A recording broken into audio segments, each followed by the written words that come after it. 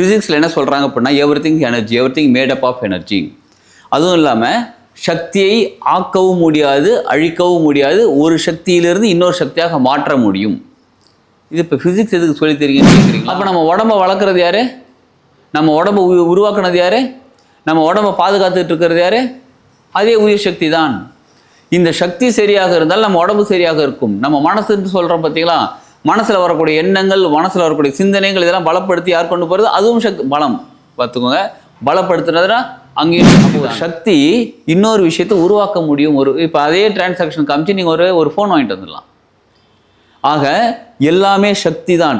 இந்த சக்தியை நமக்கு எப்படி ஹேண்டில் பண்ணணும்னு தெளிவாக தெரிஞ்சுக்கிறதுக்காகத்தான் இந்த ரேக்கின்ற பயிற்சி நல்ல பேரும் கிடைக்கும். அப்போ இவ்வளோ விஷயம் கிடைக்கக்கூடிய விஷயத்த நம்ம கற்றுக்கிட்டு நம்ம ப்ராப்பராக பயன்படுத்தணும். நிச்சயமாக வாழ்க்கையில் ஜெயிச்சிடலாங்க. வாங்க கற்றுக்கலாம். வாழ்க்கை வளமுடன். Healing hands education healing centre தங்களை அன்புடன் வரவேற்கிறது. ஃபிசிக்ஸில் என்ன சொல்கிறாங்க அப்படின்னா everything energy, everything made up of energy. அதுவும் இல்லாமல் சக்தியை ஆக்கவும் முடியாது, அழிக்கவும் முடியாது, ஒரு சக்தியிலிருந்து இன்னொரு சக்தியாக மாற்ற முடியும். இது இப்போ ஃபிசிக்ஸ் எதுக்கு சொல்லி தெரியுங்கன்னு கேட்குறீங்களா? Everything energy. நம்ம உடம்பு உருவானது எனர்ஜி. நம்ம உடம்பு கருவில் என்ன உருவாகுது? உயிர் சக்தி உருவாகுது. அந்த உயிர் சக்தி இந்த உடம்பை உருவாக்குது. அந்த உயிர் சக்தி இந்த உடம்பு கூட சேர்ந்து வெளியில் வந்து இந்த உடம்பை உயிர் வளர்க்குது. அதே நேரத்தில் பாதுகாக்கவும் செய்கிறது. ஒரு ஸ்டேஜுக்கு அப்புறம் இந்த உடம்பால் அந்த உயிர் சக்தி தாங்க முடியலன்ற ஸ்டேஜ் வரும்போது அந்த உயிர் சக்தி உடம்புலேருந்து டிஸ்கனெக்ட் ஆகிடுது. கரெக்டுங்களா? அப்போ நம்ம உடம்பை வளர்க்குறது யார்? நம்ம உடம்பை உருவாக்குனது யார்? நம்ம உடம்பை பாதுகாத்துட்டு இருக்கிறது யார்? அதே உயிர் சக்தி தான். இந்த சக்தி சரியாக இருந்தால் நம்ம உடம்பு சரியாக இருக்கும். நம்ம மனசுன்னு சொல்கிறோம் பார்த்தீங்களா, மனசில் வரக்கூடிய எண்ணங்கள், மனசில் வரக்கூடிய சிந்தனைகள் இதெல்லாம் பலப்படுத்தி யார் கொண்டு போகிறது? அதுவும் பலம். பார்த்துக்கோங்க, பலப்படுத்துனதுனா அங்கேயும் சக்தி தான். அப்போ எவ்ரிதிங் சக்தி. நீங்கள் ஒரு யூஸ் பண்ணுறது பேனாவும் சக்தி. இப்போ நீங்கள் பார்த்துட்டு இருக்கிற மொபைலுக்கும் ஒரு சக்தி தேவைப்படுது, அதுவும் ஒரு சக்தி தான். மொபைலில் சார்ஜ் இல்லாமல் நம்ம மொபைல் பார்க்க முடியுமா? யூஸ் பண்ண முடியுமா? முடியாது, ஆஃப் ஆகிடும், அவ்வளோதான். புரியுதுங்களா? ஆக மொத்தம் எவ்ரிதிங் ஒரு சக்தி தான். இந்த மொபைலை உருவாக்குனதும் ஒரு சக்தி தான், இந்த மொபைலில் இருக்கிறதும் ஒரு சக்தி, எல்லாமே ஒரு சக்தி தானுங்க.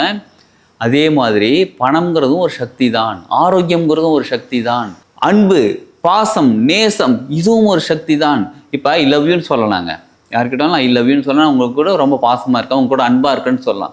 அந்த அன்பை எடுத்து காமிங்கன்னா எப்படி காமிக்க முடியும்? அன்புங்கிறது மனநிலை, அது ஒரு சக்தி.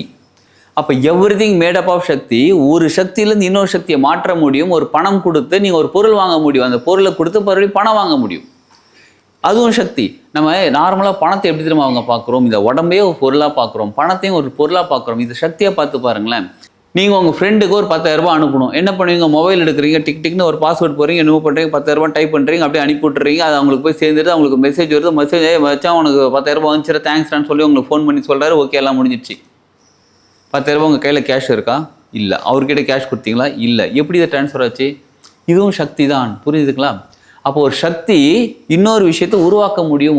இப்போ அதே டிரான்சாக்ஷன் காமிச்சு நீங்கள் ஒரு ஃபோன் வாங்கிட்டு வந்துடலாம். ஆக எல்லாமே சக்தி தான். இந்த சக்தியை நமக்கு எப்படி ஹேண்டில் பண்ணணும்னு தெளிவாக தெரிஞ்சுக்கிறதுக்காகத்தான் இந்த ரேக்கின்ற பயிற்சி வகுப்பே. ரேக்கி அப்படின்னா என்ன தெரியுங்களா? REI. ரே அப்படின்னா பிரபஞ்ச சக்தி, கீ அப்படின்னா நம்மகிட்ட இருக்கக்கூடிய உயிர் சக்தி. இந்த பிரபஞ்ச சக்தியும் உயிர் சக்தியும் வேறு வேறுன்னு கேட்டால் கிடையாது. அண்டத்தில் உள்ளது பிண்டத்தில் உள்ளது, பிண்டத்தில் உள்ளது அண்டத்தில் உள்ளது. அகம் பிரம்மாஸ்மி, எல்லாமே ஒன்று தான். இங்கே இருக்கக்கூடிய உயிர் சக்தி வெளியில் இருக்கும்போது இறைசக்தியாகும், வெளியில் இருக்கக்கூடிய இறைசக்தி நமக்குள்ளே இருக்கும்போது உயிர் சக்தியாகும். இப்போ வீட்டில் டிரான்ஸ்ஃபார்மர் இருக்குங்க, வீட்டுக்கு வெளியில் டிரான்ஸ்ஃபார்மர் இருக்காங்க. 25,000 வோல்ட் 10,000 வோல்ட் இருக்குது. நம்ம வீட்டுக்குள்ள வருது 220 வோல்ட் வருது. அப்போ நம்ம எவ்வளோ கரண்ட் நம்ம வீட்டுக்குள்ளே இருந்தால் சரியாக இயங்க முடியுமோ அந்த கரண்ட் வந்தால் போதும். அதே மாதிரி தான் பிரபஞ்சத்தில் அபரிவிதமான இறைசக்தி இருக்குது. அந்த சக்தியில் நம்ம உடம்புக்கு எவ்வளோ தேவை அந்த உயிர் சக்தி கிடச்சா போதும். சரி, இது கிடச்சிக்கிட்டு தானே இருக்கு. நான் உயிரோட தானே இருக்கேன், உயிரோட தான் இருக்கும், ஆரோக்கியமாக இருக்குமா, செல்வ செழிப்போடு இருக்குமா, நம்ம நினச்சதெல்லாம் சாதிக்க முடியுதா, மனசு தெளிவாக இருக்கா, உறவுகள் கூட ஒரு இணக்கம் இருக்கா? ஆமாங்க. இப்போ யோசிக்க வேண்டிய விஷயமா இருக்குது. உயிர் இருக்குது, சக்தி இருக்குது, எல்லாம் ஓகே. பட் ஆனால் அது ஏன் சரியில்லை? பட் ஆனால் அதெல்லாம் ஏன் சரியில்லை? ஏன் சரியில்லை அதுதாங்க கேள்வியே. அப்போ சரி பண்ணுறதுக்கு என்ன வழி? இப்போ ஏன் சரியில்லைன்றது உனக்கு புரியல. ஏன்னா நமக்கு சரியாக கிடைக்க மாட்டேங்குது. ஏன் கிடைக்க மாட்டேங்குது? மனசு தடுக்குது, பல காரணங்கள் இருக்காங்க, உணவு முறை என்னென்னமோ காரணங்கள். ஆனால் இதெல்லாம் எப்படி சரி பண்ணுறது? முக்கியமாக பொருளாதாரத்தை எப்படி சரி பண்ணுறது? நமக்கு அருளாதாரம், எனக்கு இதெல்லாம் வேணாங்க, பொருளாதாரம் விடுங்க, எனக்கு அருளாதாரம் தான் எனக்கு வேணும், அது எப்படி சரி பண்ணுறது அப்படின்றத தெளிவாக இந்த பிரபஞ்சத்துக்கூட நம்மளை இணைத்து கொண்டு புரிஞ்சுக்கோங்க. நம்மளை இணைத்து கொண்டு நம்ம வாழ்க்கைக்கு எதெல்லாம் எப்போ எங்கே எப்படி தேவைப்படுகிறதோ அதை அப்போ அங்கே அப்படியே நம்ம ரிசீவ் பண்ணிக்கிற டெக்னிக் தான் ரேக்கின்ற சப்ஜெக்ட். சரிங்களா? அப்போ இந்த ரேக்கி கற்றுக்கிட்டால் என்ன பண்ணலாம்னு கேட்குறீங்களா? இதை தாங்க இன்ட்ரோடக்ஷன் கிளாஸ் இலவச அறிமுக பயிற்சி வகுப்பு நான் நடத்துகிறோம். இந்த மாதம் 22 மற்றும் 28 சாயங்காலம் 6 மணிலேருந்து 8 மணி வரை ரேக்கினா என்ன அப்படின்றதுக்கான இன்ட்ரோடக்ஷன் அறிமுக பயிற்சி வகுப்பு நடக்க இருக்குது. இதில் கலந்துக்கோங்க. அப்போ நம்ம எப்படி ரேக்கி கற்றுக்கலாம், நம்ம ரேக்கி கற்றுக்கிறது நமக்கு என்னென்ன பலன்கள் இருக்குன்றதை நம்ம தெளிவாக தெரிஞ்சுக்கிட்டு நவம்பர் 1 இந்த பயிற்சி வகுப்பு ஸ்டார்ட் ஆகுது. இது மொத்தம் 6 மாத பயிற்சி வகுப்பாக நடக்க இருக்கிறது.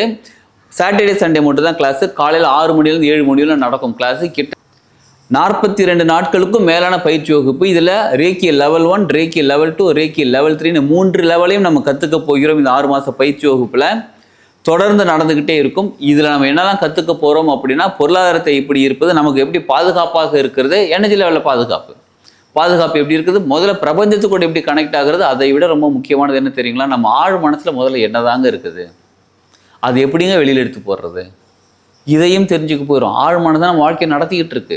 அதை இலவச பயிற்சி வகுப்புக்கு வாங்க, அதில் நமக்கு தெளிவாக தெரியும். அதனால டீட்டெயில் நம்ம தெளிவாக சொல்லுவோம். சரிங்களா?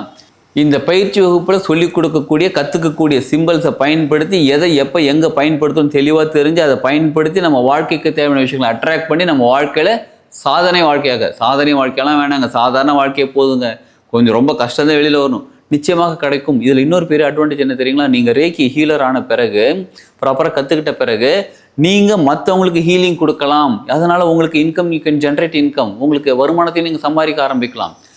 மற்றவங்களுக்கு ஹீலிங் கொடுக்கறதுனால ஃபஸ்ட்டு விஷயம் நமக்கு ஹீலிங் நடக்கும்.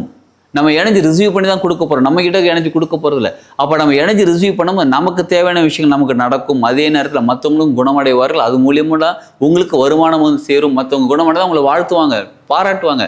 நல்லா இருக்குப்பா, என் உடம்பு சரியாயிடுச்சுப்பா, நீ நல்லா இருப்பான்னு வாழ்த்துவாங்க. புண்ணியமும் கிடைக்கும், பொருளாதாரமும் கிடைக்கும், நமக்கு நல்ல பேர் கிடைக்கும். சமுதாயத்தில் நல்ல பெரிய ஹீலர்ப்பா, அவர் நல்ல மனுஷன்ப்பா, எல்லாருக்கும் குணப்படுத்துகிறாருப்பா, அப்படி நல்ல பேரும் கிடைக்கும். அப்போ இவ்வளோ விஷயம் கிடைக்கக்கூடிய விஷயத்த நம்ம கற்றுக்கிட்டு நம்ம ப்ராப்பராக பயன்படுத்துகிறோம். நிச்சயமாக வாழ்க்கையில் ஜெயிச்சிடலாங்க. வாங்க கற்றுக்கலாம். இன்ட்ரோடக்ஷன் கிளாஸ் பற்றி டீட்டெயில் தெரிஞ்சுக்கிறதுக்கு நீங்கள் வீடியோவில் இருக்கக்கூடிய காண்டாக்ட் நம்பர் காண்டாக்ட் பண்ணுங்கள், இல்லை வாட்ஸ்அப் பண்ணுங்கள். நிச்சயமாக உங்களுக்கு லிங்க் கிடைக்கும், நீங்கள் ஜாயின் பண்ணலாம். நீங்களும் ரேக்கி ஹீலராக மாறலாம். சரிங்களா? வாழ்க வளமுடன்.